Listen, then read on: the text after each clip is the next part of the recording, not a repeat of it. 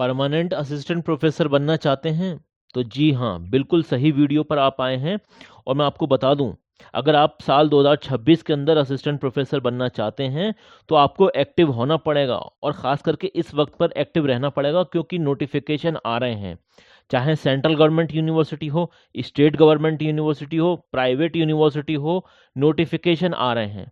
अब कई सारे सोर्सेस हैं, या तो आप डायरेक्टली जाकर अलग अलग यूनिवर्सिटीज़ की वेबसाइट सर्च करिए, या यूट्यूब पर हमारे जैसे जो चैनल हैं उन्हें विजिट करिए, या फिर मेरा अकाउंट है लिंक्डइन पर, उसे भी फॉलो कर सकते हैं, वहाँ पर भी मैं अपडेट देता हूँ। तो देखिए, आज की जो वैकेंसी है उसमें परमानेंट वैकेंसी के बारे में हम बात करने वाले हैं, और ज़्यादातर सभी डिपार्टमेंट से वैकेंसी है। अच्छी खासी वैकेंसी है, जिसमें जनरल कैंडिडेट्स के लिए भी वैकेंसी है, ओबीसी वालों के लिए और ईडब्ल्यूएस के लिए, सबके लिए वैकेंसी है। ऑफिशियल वेबसाइट से हम आपको बताएंगे किस तरह से अप्लाई करना है, पूरा प्रोसेस आपको समझाना है, ठीक है ना। तो देखिए, अभी तक आपने देखिए, अगर ये नोटिफिकेशन नहीं देखा है तो समझ लीजिए इसके बारे में। जो नोटिफिकेशन आया है वो गवर्नमेंट यूनिवर्सिटी है। अगर आप इसमें क्वालिफिकेशन की बात करें तो आपके पास मास्टर डिग्री होनी चाहिए एटलीस्ट 55% के साथ। अब ये 55% किन लोगों के लिए हैं? जो लोग यूआर कैंडिडेट हैं, जनरल कैंडिडेट हैं। अगर आप किसी रिजर्व कैटेगरी से आते हैं तो आपको 5% का रिलैक्सेशन मिल जाएगा, मतलब आप 50% पर भी अप्लाई कर सकते हैं। ओके, तो ये तो हो गया मिनिमम क्राइटेरिया। इसके अलावा आपके पास नेट भी होना चाहिए। नेट है या फिर स्टेट लेवल का सेट है तो आप अप्लाई कर सकते हैं। देखिए, स्टेट लेवल का सेट जब भी माना जाता है जब आप उसी स्टेट में अप्लाई कर रहे होते हैं जिसमें वैकेंसी आई हुई है। इसके अलावा अगर हम बात करें यूनिवर्सिटी लेवल पर सिलेक्शन की, तो यूनिवर्सिटी लेवल पर सिलेक्शन में कहीं ना कहीं एपीआई का बहुत बड़ा रोल होता है। तो वहीं पर आपको पीएचडी का भी बड़ा रोल दिखाई देगा। यहाँ पर अगर हम पीएचडी की बात करें तो पीएचडी आपकी रेगुलर मोड की होनी चाहिए, और कम से कम 2 एक्सटर्नल एग्जामिनर तो एटलीस्ट होने ही चाहिए थे आपके पीएचडी जो सबमिट होती है थीसिस वगैरह उसमें। ओके, और इसके अलावा देखिए, the candidate has presented at least 2 research paper publication. अगर आप पीएचडी के माध्यम से अप्लाई करना चाहते हैं तो कम से कम 2 रिसर्च पेपर आपके पब्लिश होने चाहिए, ठीक है ना। His her work in conference seminar sponsored funded by the UGC या फिर सीएसआईआर या फिर सीएस, ये है आईसीएसएसआर, ठीक है ना। इसके अलावा fulfilment of these condition is to be certified by the registrar और द डीन एकेडमिक अफेयर से भी आप वो सर्टिफाइड होने चाहिए। कहने का मतलब ये है। और अगर कोई ऐसा शख्स है जो किसी बाहर की यूनिवर्सिटी से, फॉरेन की यूनिवर्सिटी से पीएचडी कर रखी है, तो वो डायरेक्टली अप्लाई कर सकता है। टॉप 500 में वो यूनिवर्सिटी होनी चाहिए, बस इतना समझ लीजिए। इसके अलावा कब तक आप अप्लाई कर सकते हैं? तो देखिए, 3 मार्च 2026 तक आप फॉर्म अप्लाई कर सकते हैं। ऑनलाइन आपको फॉर्म फिलअप करना है और ऑनलाइन ही आपको फीस सबमिट करनी है। चलिए, इसके बारे में कुछ और मैं इंपॉर्टेंट पॉइंट्स, ये तो मैंने आपको पहले ही बता दिया, इंपॉर्टेंट डेट्स वगैरह। लास्ट डेट है इसकी 3 मार्च 2026, ठीक है ना। चलिए, हाँ, मैंने आपको पहले ही बताया था, क्योंकि यहाँ पर यूनिवर्सिटी लेवल पर हायरिंग चल रही है और वो भी परमानेंट, तो कहीं ना कहीं एपीआई का तो बहुत बड़ा रोल आ जाता है। एपीआई स्कोर मतलब एकेडमिक परफॉर्मेंस इंडिकेटर। ओके, ये आउट ऑफ 100 में से आपके पॉइंट्स कैलकुलेट किए जाते हैं कि कितने आ रहे हैं। उसके बेसिस पर आपको इंटरव्यू के लिए कॉल आती है। इंटरव्यू के लिए कॉल आएगी और आपको वहाँ पर इंटरव्यू और प्रेजेंटेशन वगैरह देना होगा। उसके बेसिस पर आपका सिलेक्शन होता है। रिटन टेस्ट बहुत कम देखे गए हैं, रिटन टेस्ट नहीं होते हैं। ज़्यादातर आपका एपीआई स्कोर देखा जाता है और उसके बेसिस पर इंटरव्यू के लिए बुलाया जाता है। वहाँ पर प्रेजेंटेशन वगैरह होता है आपका, पीपीटी वगैरह, स्लाइड्स वगैरह के फॉर्मेट्स में, और उसी के बेसिस पर सिलेक्शन होता है। रही बात एपीआई स्कोर कैसे देखते हैं, तो ग्रेजुएशन में आपके 80% हैं या उससे ज़्यादा थे तो 15 नंबर उसके रहते हैं। इसी तरीके से अलग अलग परसेंटेज के अलग अलग पॉइंट्स मिलते हैं, मतलब नंबर मिलते हैं, ठीक है ना। 60 और 80 के बीच में थे तो 13 नंबर। समझ रहे हैं आप? तो इस तरह से आप अपना एपीआई स्कोर कैलकुलेट कर सकते हैं। मल्टीपल वीडियो में मैंने एपीआई स्कोर के बारे में बता रखा है ऑलरेडी, आप वहां जाकर भी देख सकते हैं और समझ सकते हैं, और अपना एपीआई स्कोर कमेंट सेक्शन में जरूर लिख सकते हैं, ठीक है ना। पोस्ट ग्रेजुएशन अगर आपने कर रखी है 80% या उससे ज़्यादा थे तो 25 नंबर इसमें भी मिल जाएंगे आपको। तो इस तरह से आपकी एपीआई स्कोर कैलकुलेट होगी, ठीक है ना। एमफिल कर रखा है तो 60% या उससे ज़्यादा हैं तो 7 नंबर इसके भी रहेंगे। पीएचडी कर रखी है तो ओनली पीएचडी के 30 नंबर हैं, तो कहीं ना कहीं पीएचडी वाले आगे निकल जाते हैं इस मामले में, ठीक है ना। जब भी बात आती है डिपार्टमेंटल रिक्रूटमेंट की, वो भी यूनिवर्सिटी लेवल पर, तो पीएचडी वाले जाहिर सी बात है वो आगे निकल जाते हैं। जेआरएफ आपने क्वालिफाई कर रखा तो 7 नंबर तो जेआरएफ के ही हो जाते हैं। नेट आपने क्वालिफाई कर रखा तो उसके 5 नंबर हैं। सेट आपने क्वालिफाई कर रखा तो 3 नंबर रहते हैं, ठीक है ना। और रिसर्च पेपर पब्लिकेशन के हर एक पेपर के 2 नंबर मिलते हैं। और बात यहाँ पर इन्होंने लिख रखी है, ये आप पढ़ लेना, मैक्सिमम आप 10 नंबर यहाँ से ले सकते हैं। टीचिंग एक्सपीरियंस के या फिर पोस्ट डॉक्टरल जो एक्सपीरियंस वगैरह होता है, पीडीएफ वगैरह, उसके 10 नंबर रहते हैं। हर एक साल के 2 नंबर मिलते हैं। अवार्ड्स कैटेगरी में इंटरनेशनल और नेशनल लेवल में 3 नंबर आप मैक्सिमम ले सकते हैं। रही बात स्टेट लेवल अवार्ड की, तो 2 नंबर यहाँ से भी आपको मिल जाएंगे। ओके, तो अगर आपने कोई ऐसा शख्स है जिसने एमफिल और पीएचडी दोनों कर रखे हैं, तो वो 30 मार्क्स से ज़्यादा नहीं ले सकता। मैक्सिमम 30 मार्क्स ही मिलेंगे। ऐसा नहीं है कि एमफिल के अलग और पीएचडी के अलग, मतलब 7 नंबर यहाँ से और 30 नंबर मैक्सिमम यहाँ से ले सकते हैं, तो ऐसा नहीं होगा। आप मैक्सिमम 30 ही नंबर ले सकते हैं, ठीक है ना। किसी के पास जेआरएफ भी है, नेट भी है, सेट भी है, तो ऐसा नहीं है, तीनों के अलग अलग नंबर आपको मिलेंगे। मैक्सिमम जो स्कोर आप कर सकते हैं वो 7 नंबर ही कर सकते हैं। अवार्ड कैटेगरी में भी यही हाल है, मैक्सिमम 3 स्कोर ही कर सकते हैं, ठीक है ना। तो एकेडमिक के जो नंबर रहते हैं वो तो 80 नंबर रहते हैं। रिसर्च पब्लिकेशन मतलब पेपर्स अगर आपने लिखे हैं तो वो उसके 10 नंबर रहते हैं।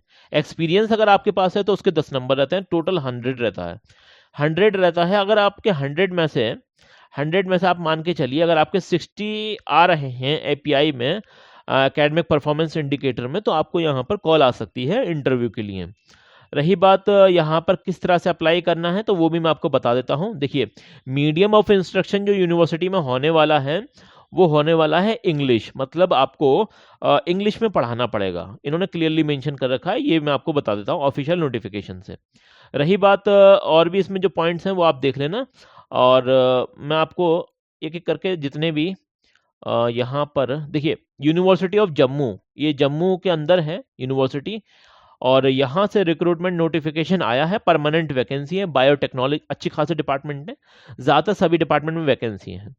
अगर हम बात करें बायोटेक्नोलॉजी असिस्टेंट प्रोफेसर की, वैकेंसी है, आप देख सकते हैं, नंबर ऑफ वैकेंसी यहाँ देख लेना। बॉटनी में आप देख सकते हैं वैकेंसी है, बुद्धिस्ट स्टडी में वैकेंसी है, केमिस्ट्री में वैकेंसी असिस्टेंट प्रोफेसर की और 2 वैकेंसी हैं। कॉमर्स में वैकेंसी है, 1 वैकेंसी असिस्टेंट प्रोफेसर की। देखिए यहाँ पर ये एसोसिएट भी है, मैं इसे कैलकुलेट ही नहीं कर रहा हूँ क्योंकि ये सीनियर लेवल की वैकेंसी है, आपके मतलब की नहीं है।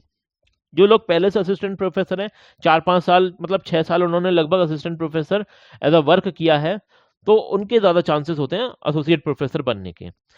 और इसमें मतलब जो बोलते हैं ना सर, रिसर्च पेपर पब्लिकेशन भी ज़्यादा चाहिए होते हैं एसोसिएट प्रोफेसर बनने के लिए। सारी चीज़ें ज़्यादा चाहिए होती हैं, एक्सपीरियंस भी, सब कुछ, ठीक है ना, क्योंकि ये सीनियर लेवल की वैकेंसी है। रही बात हम जो आपसे डिस्कस करने वाले हैं वो सब की सब असिस्टेंट प्रोफेसर मतलब एंट्री लेवल की वैकेंसी है। Centre for the distance online education assistant professor commerce education physiology, ठीक है ना। तो यूनिवर्सिटी है, यूनिवर्सिटी में अलग अलग डिपार्टमेंट होते हैं, कॉलेजेस होते हैं, तो अलग अलग जगह से वैकेंसी आपको देखने को मिल रही हैं। अब ये कोई यूनिवर्सिटी वो लाइब्रेरी का नाम है उसमें असिस्टेंट लाइब्रेरियन की 4 वैकेंसी हैं, आप देख सकते हैं क्लियरली, ये भी परमानेंट वैकेंसी है। इकोनॉमिक्स डिपार्टमेंट से 1 वैकेंसी है ओबीसी कैटेगरी में। एजुकेशन डिपार्टमेंट की अगर हम बात करें तो 1 वैकेंसी है, वो भी एसटी कैटेगरी 2 के अंदर, ये आप देख लेना। ओके, रही बात जियोलॉजी के अंदर, तो जियोलॉजी के अंदर असिस्टेंट प्रोफेसर की 1 वैकेंसी है। हिस्ट्री में असिस्टेंट प्रोफेसर की 2 वैकेंसी हैं, एक यूआर में है और एक ईडब्ल्यूएस में है। हिंदी डिपार्टमेंट से जो वैकेंसी है वो 1 वैकेंसी है। और IMFA असिस्टेंट प्रोफेसर की 6 वैकेंसी हैं। ये अलग अलग सब्जेक्ट है, आप देख लेना, ठीक है ना, पेंटिंग ड्राइंग वगैरह पता नहीं क्या क्या है, देख लेना। और जर्नलिज्म एंड मीडिया स्टडीज़ के अंदर असिस्टेंट प्रोफेसर की 7 वैकेंसी हैं, अलग अलग कैटेगरी वाइज वैकेंसी है, ये देख लेना आप यहाँ पर, ठीक है ना। और फिलोसफी में आप देख सकते हैं, फिलोसफी में यहाँ पर 1 ही वैकेंसी है, वो भी एसटी कैटेगरी के अंदर। फिजिक्स में आप देख सकते हैं 2 वैकेंसी हैं, एक एसटी में है और बीए कैटेगरी है कोई, उसमें भी है। पॉलिटिकल साइंस में असिस्टेंट प्रोफेसर की 1 वैकेंसी है, वो भी यूआर कैटेगरी में। अब देखिए, यूआर कैटेगरी में कोई भी अप्लाई कर सकता है, अदर स्टेट वाले भी अप्लाई कर सकते हैं। बाकी जो स्टेट वाले मतलब जो रिजर्व वैकेंसी होती है ना, तो उसमें ज़्यादा चांस होते हैं, वो उसी स्टेट वालों के होते हैं। साइकोलॉजी में अगर हम बात करें तो असिस्टेंट प्रोफेसर की 2 वैकेंसी हैं, और रिमोट सेंसिंग एंड GIS तो असिस्टेंट प्रोफेसर की 1 वैकेंसी है, वो भी यूआर कैटेगरी में, जनरल कैटेगरी में। संस्कृत में असिस्टेंट प्रोफेसर की ओबीसी कैटेगरी में है। और school of hospitality and tourism management के अंदर असिस्टेंट प्रोफेसर की 2 वैकेंसी हैं। इसके अलावा स्टैटिस्टिक्स में असिस्टेंट प्रोफेसर की एक वैकेंसी है। स्पोर्ट्स एंड फिजिकल एजुकेशन में यहाँ पर एक वैकेंसी है। Okay, strategic and regional studies के अंदर असिस्टेंट प्रोफेसर की एक वैकेंसी है ओबीसी कैटेगरी में। बिजनेस स्कूल के अंदर असिस्टेंट प्रोफेसर की दो वैकेंसी हैं। उर्दू के अंदर आप देख सकते हैं दो वैकेंसी है, ओबीसी में है और ईडब्ल्यूएस में है। रही बात जूलॉजी के अंदर, तो यहाँ पर असिस्टेंट प्रोफेसर की एक वैकेंसी है। और assistant professor life science botany, इसके अंदर एक वैकेंसी है। पुंछ इनका जो कैंपस है वहाँ पर असिस्टेंट प्रोफेसर की दो वैकेंसी हैं। और सोशियोलॉजी में आप देख सकते हैं एक वैकेंसी है। रामनगर जो कैंपस है उधमपुर में भी वैकेंसी है, एक वैकेंसी है कॉमर्स में, और सोशियोलॉजी में एक वैकेंसी है। ये आप देख सकते हैं, ठीक है ना। अब देखिए selection process of these position shall be carried out subject to the outcome of the writ petition filed in the Honorable High Court of the UT of Jammu and Kashmir। अब ये जो आपको यहाँ पर पोजीशन दिखाई दी हैं, vacancy दिखाई दी हैं, ये एक रिट पिटीशन की थी honourable high court Jammu and Kashmir में, उसके तहत ये वैकेंसी निकल कर आई हैं। तो ये भी इंपॉर्टेंट बात है, यहाँ पर आप देख लेना। अदर चीज़ भी आपको इसी नोटिफिकेशन में मिल जाएंगी। वैसे तो मैंने सब कुछ कवर कर दिया है, थोड़ा सा नीचे आकर इसमें कुछ इंपॉर्टेंट पॉइंट्स हैं तो वो भी देख लेते हैं। थोड़ा सा नीचे यहाँ कहीं होगा, ये तो मैंने आपको बता दिया, ठीक है जी। बाकी तो इसमें ऐसा, हाँ, ये थोड़ा सा फीस वगैरह भी आप देख लेना इनकी, सही लगे तभी अप्लाई करना क्योंकि फ़ीस बहुत ज़्यादा है। और ये नोटिफिकेशन आपको कहाँ से मिलेगा, तो नोटिफिकेशन आपको इसकी ऑफिशियल वेबसाइट से मिलेगा, यूनिवर्सिटी ऑफ जम्मू की। यहाँ पर मैं आपको इसकी ऑफिशियल वेबसाइट दिखा देता हूँ, इस तरह से ये ओपन होगी।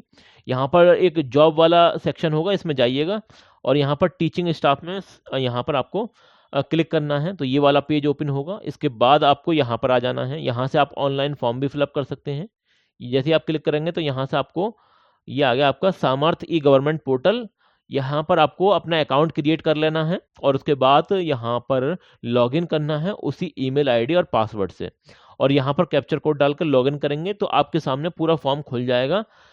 सही लगता है, लग रहा है आपको कोई चांसेस हैं यहाँ पर होने के, तभी अप्लाई करना क्योंकि फीस भी ज़्यादा है और स्टेट गवर्नमेंट यूनिवर्सिटी है। पहली बात तो ये स्टेट गवर्नमेंट यूनिवर्सिटी मैं आपको दिखा देता हूँ। देखिए काफ़ी अच्छी यूनिवर्सिटी है, लेकिन है स्टेट गवर्नमेंट यूनिवर्सिटी। यहाँ पर आप इसके बारे में पढ़ सकते हैं, ये रैंक वगैरह की भी है इसकी, काफ़ी अच्छी यूनिवर्सिटी है, लेकिन स्टेट गवर्नमेंट यूनिवर्सिटी है। तो यहाँ पर स्टेट गवर्नमेंट के रूल्स फॉलो होते हैं। तो रिजर्वेशन का जैसे कि जो मतलब रिजर्व कैटेगरी वाले स्टूडेंट हैं वो उन्हीं को फ़ायदा मिलेगा जो उस स्टेट के हैं, क्लियर बात है। अदर स्टेट वाले जनरल वैकेंसी में अप्लाई कर पाएंगे, बिल्कुल कर सकते हैं। और इस This video is for education purposes only. Always verified details on official websites. This video is for education purposes only. Always verified details on official websites.